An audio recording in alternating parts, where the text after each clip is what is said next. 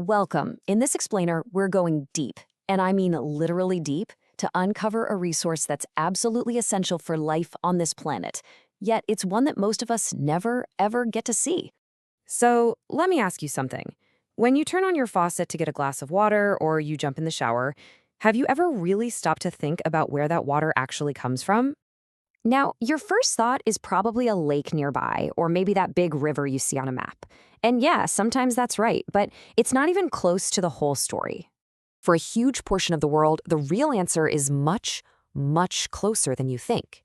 In fact, it's literally right beneath your feet, right now. Okay, so let's dive into this.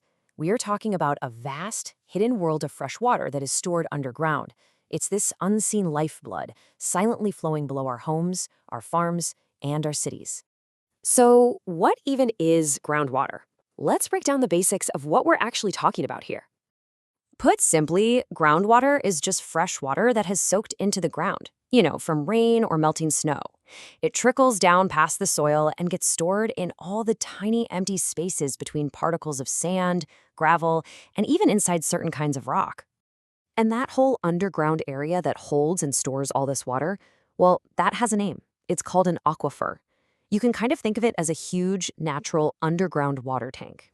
Now, an aquifer isn't some giant open cave filled with water.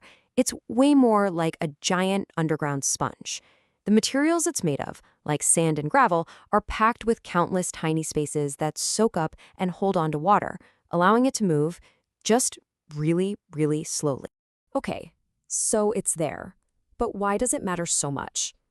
Well, for both us and for nature, it is absolutely fundamental to survival. Just how critical is it? We'll get this. Groundwater provides drinking water for at least half the world's population. Let that sink in. For people, it irrigates the farms that grow our food, and it runs some of our most important industries. And for the environment, it's the silent hero. It feeds our rivers and streams, especially when it's dry, keeping entire ecosystems alive. For so many communities around the globe, this isn't just some alternative source of water. It's often the only one they've got. It's the difference between a place where people can thrive and a place where life is almost impossible. But here's the catch.